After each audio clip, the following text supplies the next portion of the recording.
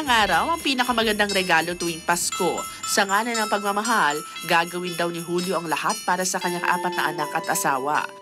Maging noong nagkaroon nga raw siya ng matinding karamdaman, hindi siya nagpapigil para gampanan ang pagiging isang padre de pamilya. Kahit may iniindang sakit, patuloy na kumain si Julio bilang isang purchaser para matustusan ang pangailangan ng pamilya.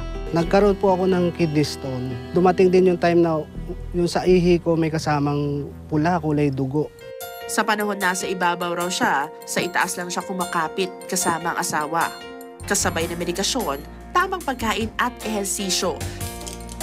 Sinubukan niya ang MX3 capsules.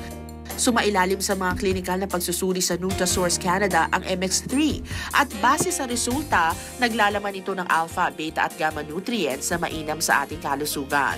Dumaan din ang MX3 sa US clinical trial na nailathala sa Journal of Aging Research and Clinical Practice.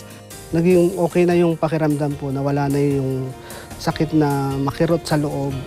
Naging normal na lahat. Nanumbalik na nga ang lakas ni Julio. Meron pa siyang masaya at kumpletong pamilya. Kaya naman ngayong Kapaskuhan, si Julio wala na raw mahihiling pa.